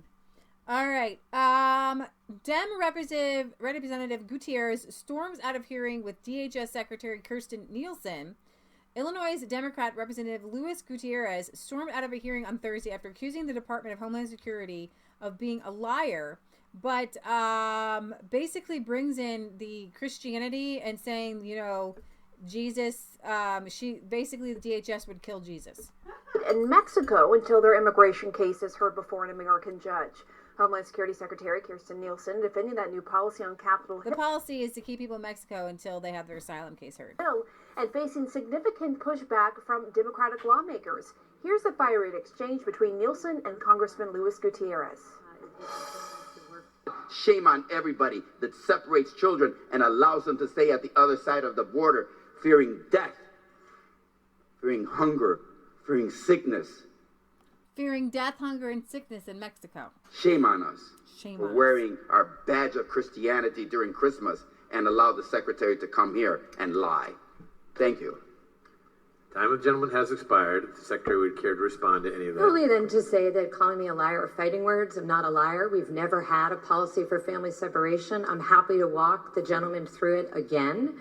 A policy of family separation would mean that any family that I encountered in the interior, I would separate. It would mean that any family that I found at a port of entry, I would separate. It would mean that every single family that I found illegally crossing, we would separate. We did none of those. What we did do is uphold the laws that Congress has passed, and we prosecuted those who choose to come here illegally. As far as not being compassionate, let me just tell you what I have done. And of course, he couldn't be bothered to stay, so I'm happy to tell the rest of the committee. What we have done is we have worked extensively with the Northern Triangle countries to find ways to help vulnerable populations as soon in their journey as possible. So Nielsen also getting a warning from the incoming chairman of that House Judiciary Committee. Members of the committee have written dozens of letters to you, many of which have received little or no substantive response. As we move into the next Congress, I want to put you and the department on notice. The time for accountability has arrived. All right, I want to... That sounds fun. 2019 is going to be fun. So this is a weird, wild news here. Outgoing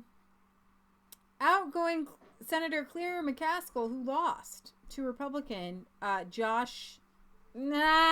what's his name? McCauley? It was awesome, by the way. Literally, she kind of was on the fence. She kind of was more of a moderate. She Missouri Senator Claire McCaskill used a New York Times podcast to criticize irritating pro-choice activists who helped drive her 2018 election defeat.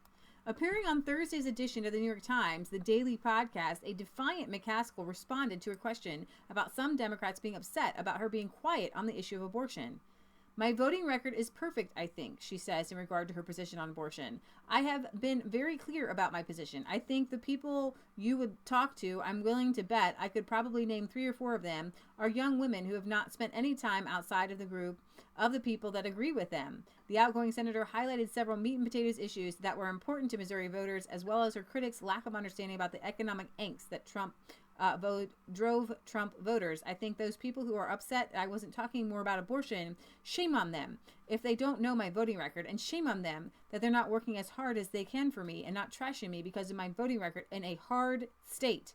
What do you want to say to them? Shut up, she says, obviously frustrated. Really? I mean, this is hard. It would be one thing if I had ever wavered, but I've had to take a lot of tough votes over the years on this issue. Adding that she has been standing in the breach all her adult life. So, wow. Let's see if we can hear a piece of that. So I started to understand the politics of Missouri this summer because Brett Kavanaugh had just been nominated to the Supreme Court, and we wanted to go to a state that had already pretty restricted access. So Missouri effectively only had one clinic. Right. And I was expecting to find the state's one Democratic senator really be fighting for this, kind of be on the barricades about it, be supporting this pro-choice position. And I was pretty surprised that you didn't. You weren't. You were quiet on it. And I talked to a lot of Democrats who were really upset about that. And I'm wondering if you understand why. Well, no, not really. My voting record is perfect. I think I have been clear about my position. Very big. I think the people you talk to, I'm willing to bet, I could probably name 3 or 4 of them, are young women who have not spent any time outside of the group of people that agree with them. They probably don't understand that Trump's success had a whole lot to do with economic angst. And I knew that if I ignored the meat and potatoes of this election, which was all about, will people be able to get health care? Can they afford health care? What about the price of prescription drugs? These were all things that everybody in Missouri, when I go out to all the town halls, everybody would shake their heads. I think those people who were upset that I wasn't talking about it, shame on them if they don't know my voting record, and shame on them that they're not working as hard as they can for me and not trashing me because of my voting record in a hard state. What did you want to say to them? Shut up. Really? I mean, this is hard. It could have been one thing if I'd ever wavered, but I've had to take a lot of tough votes over the years on this issue. I have been standing in the breach. Oh my gosh. It's so hard basically to what she's saying, she totally makes sense. Like, she's trying to say that rather than run as a Republican, right, she ran as a Democrat, right, and she voted pro-choice all the time, sure, and she wanted to win over Republicans by being moderate, and so they blew her cover. They're pro-abortion people. We're blowing her cover, and they ruined it for her, and she's upset about it? because it's basically the secret thing, like shut up, shut up, shut up, shut up, shut up, shut up, shut up. Right. I'm a moderate. I literally am gonna vote exactly the way you want me to. Right. But I have to convince the voters that I won't. Unbelievable. Yeah. Well, at least she's. Now we know. Yeah. Like, she's totally all over the place. But we don't have to worry about her now. No, we don't. Not right now. But It's funny to know. It's funny to hear somebody actually say it. Like, shut up, shut up, shut up, shut up, shut up. All right, so we have reached the culmination of our weird and wacky show. For the day. It actually really wasn't that weird and wacky. So we're going to do some Christmas carols. Yeah. We're going to start with Little Drummer Boy. I think that was what... I'm going to try to find the right key first here. Right. Okay, Leah's going to try to find the right key first. Here. I'm going to move your cup.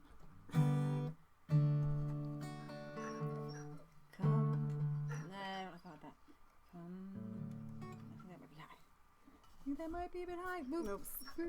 There's our Christmas village. You can see that. Leah did that. It's really cute. Inside next to all of our books and stuff. All right, Sydney, we're going to sing in a minute, and you're going to feel better that we're singing. Feel better. Yeah. You'll like the singing. You'll actually cry through the singing. Yeah, probably.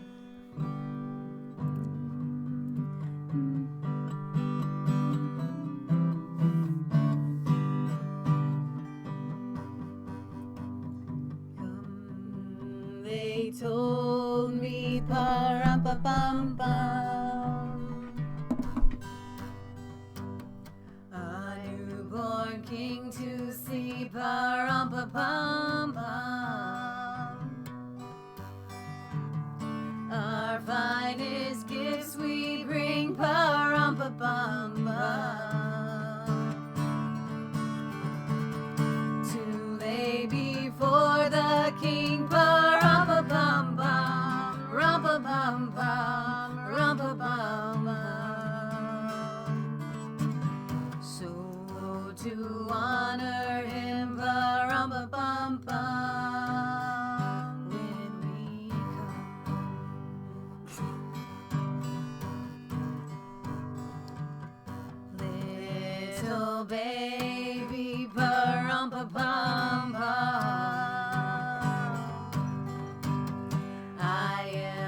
poor boy to pa-rum-pa-bum-bum.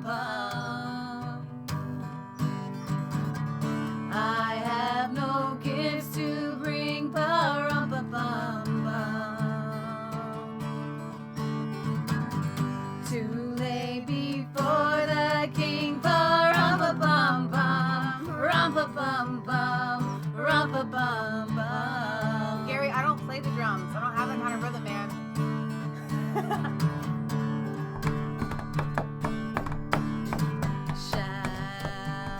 I can't sing and do it at the same time.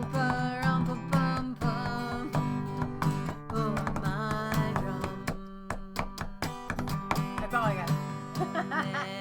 Mary nodded, pa-rum-pa-bum-bum. Yes, Baker Mom, of course sing along. Everyone should be singing. The ox and lamb kept time, pa-rum-pa-bum-bum. I played my drums for him, pa-rum-pa-bum-bum.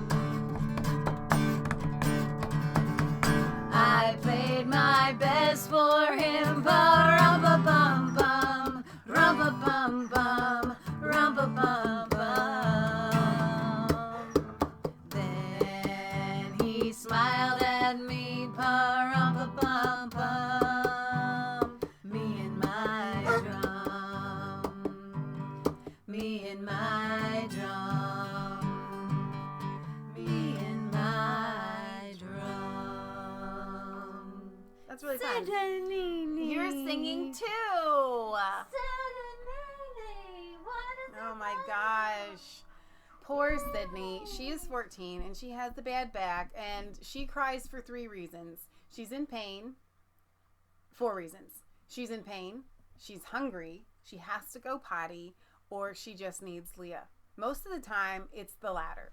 No, it's usually, it's pretty much 25% on each. Okay, what do you want to do next? What do you want to do next? What do you guys want to do next? One. No, you. All right, now I kept promising Mary Did You Know, but you know what we're going to do? I'm going to promise that one for the Christmas show. Which we don't know when it is yet. I'm hoping it's going to be able to be Christmas Eve.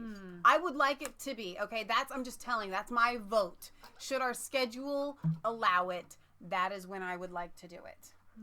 Okay. But we will keep you posted. And it'll be on our Resistance Chicks channel, more than likely. Yep. Pick a song. Any song. With the 30-second leg, I don't know. We did Noel last week, I think. You know what other song I want to do? Which we could technically do it right now. Which is not a hymn. But Amy Grant was singing it on my way home from the pet visit. Which is Walking in a Winter Wonderland. I think you could play that. We can try. It's not very wintry. Is it wintry where you're at right now? It's not very wintry here. It's very rainy and like Seattle-y. The 12 Days of Christmas. That's a fun one. And Silent Night. Pick one. I don't know. I don't know. I don't know how it can be a bad key. It's an easy song. I don't know. Sydney, we love you. We love you. Put some cheese on her food. Okay. That might help. All right, you start that and see if you can find your Okay. Maybe let's try this. Sleigh bells ring. Are you listening? In the lane, snow is glistening. Is that it, Michelle? Okay, let's try it again. When you get to the chorus. We're gonna have to try a different one. That one's not gonna work. Whatever those chords are, that's not that song. Let's try again. All Just right. try the next one. Version 2 by Dean Martin. Let's try the key. We always think about practicing beforehand. No. We do. They like it. Sleigh bells.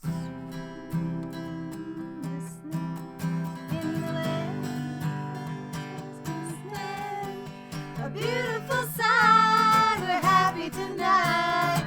Walking in a winter wonderland. Gone away is the bluebird. Here to stay is the new bird. He sings a love song as we go along. Walking in a winter wonderland. In the meadows we can build a snowman and pretend that he is Parson Brown. He'll say, are you married? We'll say, no, man. But you can do the job when you're in town. Later on, we'll conspire as we dream by the fire. Face unafraid, the plans that we've made. Walking in a winter wonderland. In the meadow we can build a snowman and pretend that he's a circus clown. We'll have lots of fun with Mr. Snowman until the other kitties knock him down. When it snows, ain't it thrilling? Though your nose gets a chillin', we'll frolic and play the Eskimo way. Walking in a winter wonderland. Walking in a winter wonderland. Walking in a winter wonderland. Let's try it again. The whole thing? Yeah. Can you play it any faster? I'm trying to find the right. Okay, strumming fatter. Sleigh bells ring, are you listening? In the lane, snow is glistening. A beautiful sight, we're happy tonight. Walking in a winter wonderland. Gone away is the bluebird. Here to stay is the new bird. He sings a love song as we go along. Walking in a winter wonderland.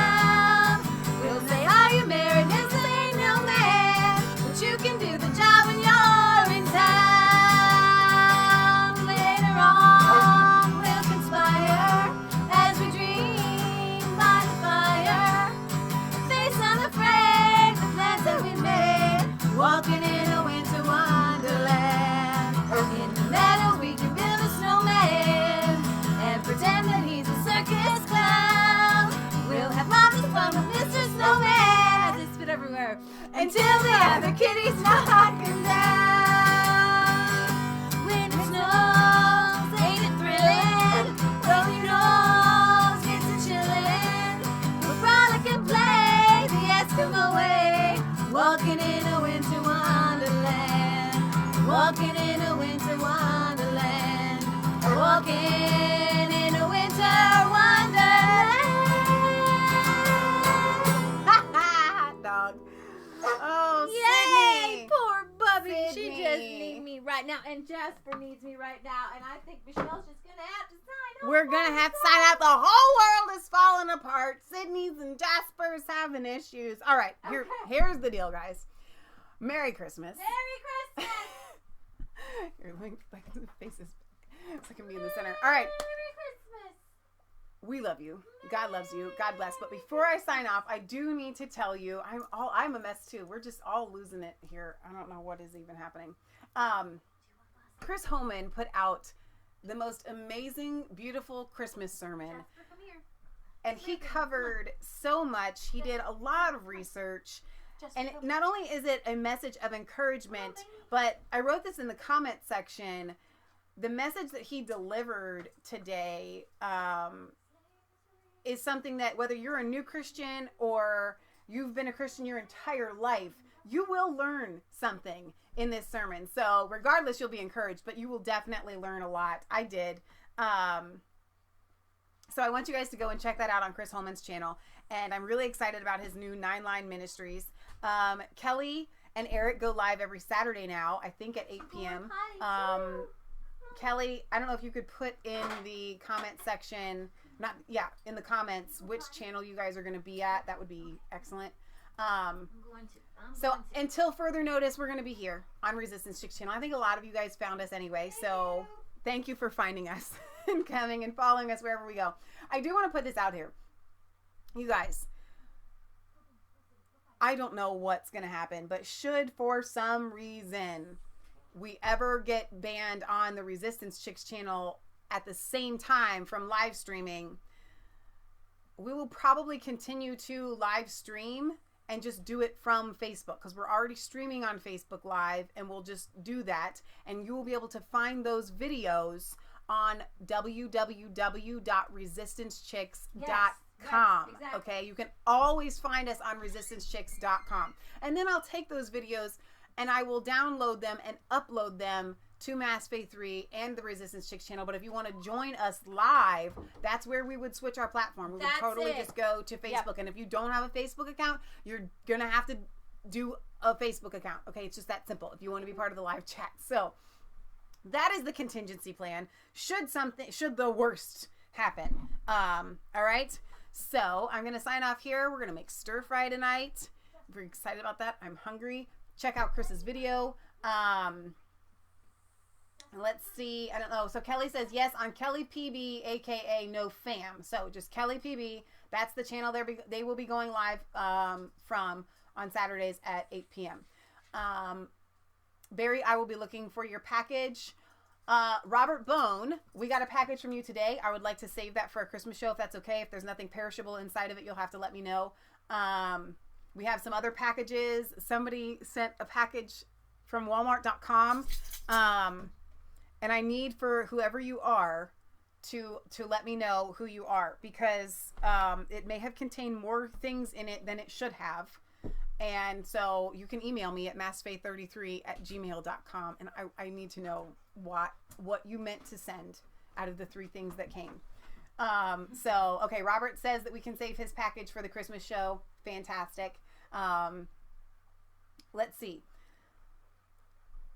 So what says you cannot make a new account once you are IP banned? Great, huh? Yeah, that's YouTube is fantastic for censoring. And somebody had left a comment like, why is it that YouTube is all of a sudden the copyright police? You know, this doesn't make any sense. Yeah, everybody was always pirated videos, and their videos are pirated all over the place. I know. It's people who go live that they get. It is the live people. But so look, we had 58 of you here watching at one time. I think that's pretty good for a Friday night. So I think a lot of you guys found us. And that was just on YouTube. Then we had a steady stream of people on Facebook Live. Donna Terry's there right now. So Wendy, Patricia, I'm just scrolling through the chat.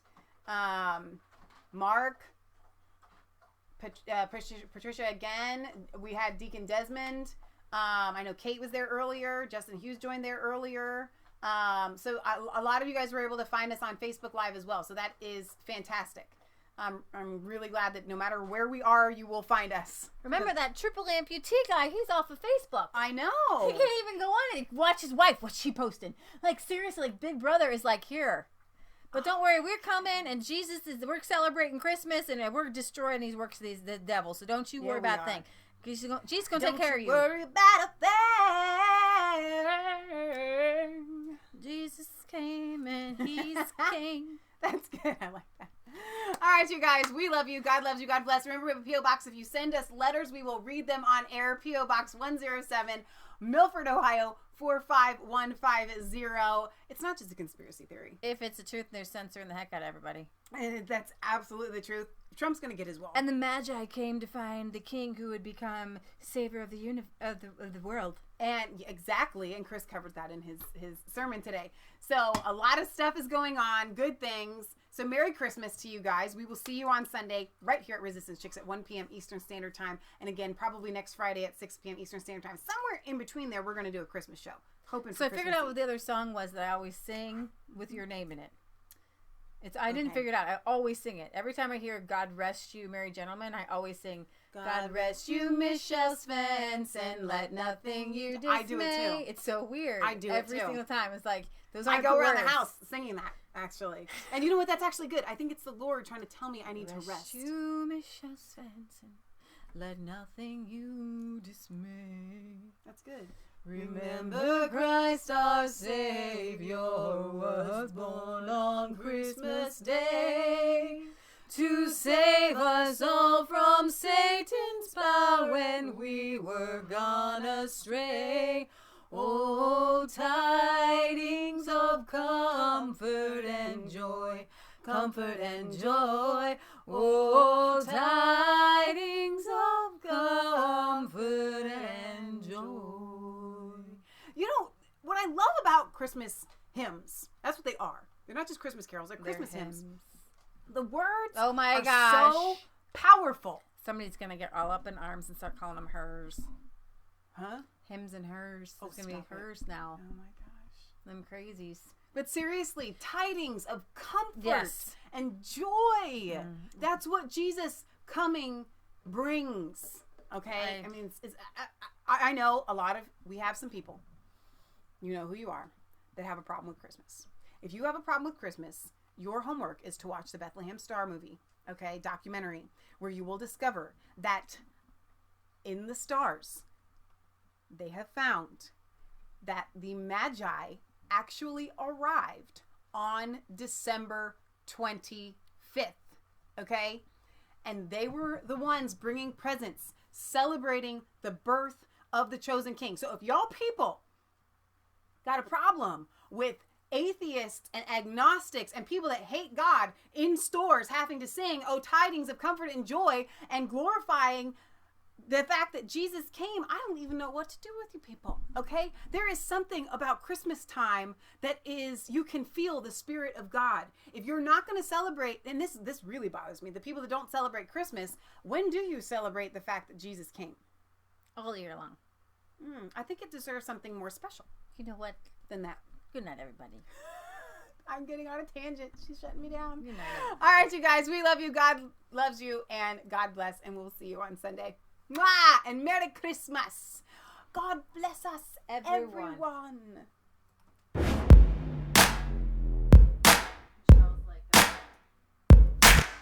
I was cold.